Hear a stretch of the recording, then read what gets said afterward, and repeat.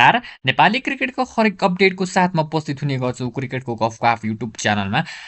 आजको भिडियोमा हामी इन्डियन प्रिमियर लिग आइपिएलको आज हुन लागेको खेलको बारेमा चर्चा गर्दैछौँ। आज साँझ दिल्ली क्यापिटल्स र पन्जाब किङ्स एक आपसमा सामना गर्दैछन्। आजको इन्डियन प्रिमियर लिगको निकै महत्त्वपूर्ण खेलमा पन्जाब किङ्स र दिल्ली क्यापिटल्स आम्ने-सामने हुँदैछन्। यो खेल धर्मशाला स्थित एचपिसिए स्टेडियममा हुँदैछ र दुवै टोलीका लागि यो खेल कर या मरको जस्तै अवस्थामा पुगेको छ। विशेष गरी दिल्लीका लागि यो खेल जित्नै पर्ने दबावमा छ भने पन्जाब लगातार हारको श्रृङ्खला तोड्न चाहन्छ। पन्जाब किङ्सले सिजनको सुरुवात शानदार तरिकाले गरेको थियो। उनीहरू लगातार 7 खेलसम्म अपराजित रहँदा उपाधि दावेदार टोलीको रूपमा हेरिएको थियो। तर पछिल्ला 3 खेलमा लगातार हार बेहोरेपछि टोलीको आत्मविश्वास केही कमजोर देखिएको छ। अहिले पनि प्लेअफ सम्भावना बलियो भए पनि आजको हारले दबाव क्षण बढ्न सक्छ। अर्कोतर्फ दिल्ली क्यापिटल्सको अवस्था झन् कठिन छ। टोलीले 11 खेलमध्ये केवल 4 खेल जितेको छ र अब हरेक खेल उनीहरूका लागि फाइनल सरह बनेको छ। आज हार भयो भने दिल्लीको प्लेअफ यात्रा लगभग समाप्त हुने सम्भावना छ। त्यसैले दिल्लीका खेलाडीहरूबाट आज निकै आक्रामक क्रिकेट र खेल्नुपर्ने हुन्छ। धर्मशालाको मैदान भारतकै सबैभन्दा सुन्दर क्रिकेट मैदानमध्ये एक मानिन्छ। तर यो मैदानको कुरा गर्नुपर्दाखेरि यो केवल सुन्दर मात्र होइन, यहाँको पिचले पनि खेललाई निकै रोचक बनाउने गर्छ। आजको पिच हेर्दा सुरुवाती ओभरमा फास्ट बलरहरूलाई स्विङ र सिम मुभमेन्ट मिल्ने सम्भावना धेरै छ। मैदान उच्च उचाइमा भएकाले बल हावामा तीव्र गतिमा यात्रा गर्छ। नयाँ बलले ब्याटरलाई समस्या दिन सक्छ, तर यदि ब्याटरले सुरुवात राम्रो गरेको खण्डमा रन बनाउन सजिलो हुन सक्छ। पिचको मुख्य विशेषता सुरुवातमा तेज बलरलाई सहयोग, पछि ब्याटिङ गर्न सजिलो, बल राम्रोसँग ब्याटमा आउने र बाउन्ड्री अपेक्षाकृत रूपमा साना भएका छन्। त्यस्तै हाई स्कोरिङ खेल हुने पनि सम्भावना रहेको छ। यस मैदानमा औसत पहिलो इनिङको स्कोर लगभग 180 भन्दा माथि रहेको छ। टस जित्ने टोलीले पहिले बलिङ गर्ने सम्भावना बढी देखिन्छ, किनकि रातिको समयमा ड्यू आउन सक्छ।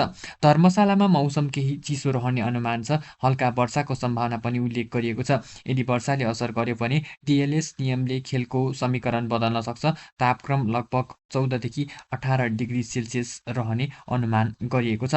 पन्जाब किङ्सको सम्भावित 11 को कुरा गर्नुपर्दाखेरि प्रभसिमरन सिंह, त्यस्तै Priyansh Arya, Cooper Connolly, Shreyas Iyer, Marcus Stoinis, सुरेश सेडी, Marco Jansen, Xavier Bartlett, Arshdeep Singh, Yuzvendra Chahal र लकी फर्गुसन रहेका छन् भने दिल्ली क्यापिटलको सम्भावित playing 11 KL Rahul, Pathum Nissanka, Nitish Rana, Sameer Rizvi, Tristan Stubbs, Ashutosh Sharma, Axar Patel, Vipraj Nigam, Mitchell Stark, Kuldeep Yadav र लुङिङ गिडी रहेको छ। श्रेयस अय्यर यस सिजन पन्जाबका सबैभन्दा भरपर्दा ब्याटरमध्ये एक बनेका छन्। उनी स्पिन राम्रो खेल्दछन् र दबावमा इनिङ सम्हाल्न सक्छन्। धर्मशालाको मैदानमा उनको स्ट्रोकले खतरनाक हुन सक्छ।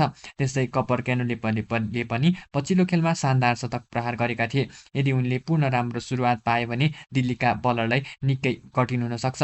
केएल राहुल आज दिल्लीको लागि सबैभन्दा महत्त्वपूर्ण ब्याटर हुन सक्छन्। उनी लामो इनिङ खेल्न सक्षम छन् र पावर प्लेमा टिके भने दिल्ली ठूलो स्कोरतर्फ जान सक्छ। मिचेल स्टार्क धर्मशालाको कन्डिसनमा निकै खतरनाक साबित हुन सक्छन्। स्विङ र बाउन्स दुवै पाए उनले पन्जाबको टप अर्डर तहस-नहस बनाउन पनि सक्छन्। अर्शदीप सिंहलाई आजको पिच निकै सुहाउन सक्छ। नयाँ बलमा विकेट निकाल्न सफल भए दिल्ली दबावमा पर्न सक्छ। यी दुई टोली बीचको प्रतिस्पर्धा निकै बराबरी देखिन्छ। कुल खेल 36 खेल खेल्दा पन्जाबले 18 जितेको छ भने दिल्लीले 17 जितेको छ भने कुनै पनि रिजल्ट एक आएको छैन। यसले देखाउँछ कि दुवै टोली बीच प्रतिस्पर्धा सधैँ कडा हुने गरेको छ। पन्जाब किङ्सको बल्य पक्ष भनेको आक्रामक टप अर्डर ब्याटिङ रहेको छ। प्रभसिमरन सिंह र प्रियान्स आर्या पावर प्लेमा तीव्र रन बनाउने खेलाडी हुन्। अलराउन्डर गहिराई रहेको स्टोइनिस, क्यानोली, जेन्सन जस्ता खेलाडीले ब्याट र बल दुवैबाट प्रभाव गर्न सक्छन् भने घरेलु समर्थन पनि पन्जाबको टोलीले रहन्छ। पन्जाबको कमजोरी भनेको लगातार 3 हार, डेथ ओभर अलि बलिङ केही कमजोर र चाहलको सही प्रयोग नहुनु पनि रहेको छ भने मध्यक्रममा कहिलेकाहीँ दबाव रहनुहुन्छ।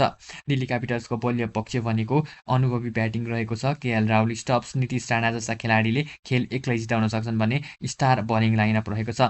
स्टार्क, कुलदीप यादव, लुङिङ गिडी निकै खतरनाक आक्रमण हो। दबावमा खेले मानसिकता रहेको छ। अब गुमाउन धेरै केही पनि बाँकी नभएकाले दिल्ली खुलेर खेल्न सक्छ।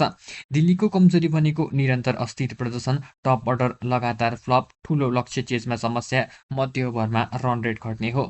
यदि वर्तमान फर्म सन्तुलन र कन्डिसन हेर्ने हो भने पन्जाब किङ्स अलिकति अगाडि देखिन्छ। यसको मुख्य कारण खरिलो मैदान, राम्रो टप अर्डर, अलराउन्ड विकल्प धेरै, प्लेअफका लागि राम्रो स्थिति, तर दिल्लीलाई कमजोर भने आँक्न मिल्दैन। यदि केएल राहुल र स्टार्क चलिहाले भने खेलको दिशा पुरै बदलिन सक्छ। पावर प्लेमा जो टोलीले पावर प्ले राम्रो खेल्छ उसैले खेल नियन्त्रण गर्न सक्ने हुन्छ। कुलदीप यादव र चहाल बीचको स्पिन प्रतिस्पर्धा निकै रोचक हुनेछ। अन्तिम 5 ओभरमा जसले राम्रो बलिङ गर्छ उसैले खेल जित्ने सम्भावना बढी हुन्छ। हालको अवस्था हेर्दा पन्जाब किङ्सले 55% र दिल्ली क्यापिटल्सले 45% खेल जित्ने सम्भावना देखिन्छ। पन्जाब अलिकति फेभरेट देखिए पनि खेल निकै क्लोज हुने सम्भावना रहेको छ। आजको खेल केवल 2 अङ्कको लागि मात्र होइन, दुवै टोलीले सिजनको भविष्यको लागि पनि निर्धारण हुन सक्छ। पन्जाब लगातार हार रोक्न चाहन्छ भने दिल्ली आफ्नो प्लेअफ सपना जोगाउन मैदानमा उत्रिनेछ। धर्मशालाको रमाइलो वातावरण, स्विङ हुने पिच, स्टार खेलाडीहरूको भिडन्त र प्लेअफ दबावले यो खेललाई आइपिएल 2026को रोमाञ्चक खेलमध्ये एक बनाउने निश्चित देखिन्छ। हस् त, अन्य अपडेटको साथमा फेरि उपस्थित हुने भाषाको साथमा यो भिडियोबाट क्रिकेटको गफ युट्युब च्यानलको परिवार बिदा चाहन्छु। हस् त, नमस्ते।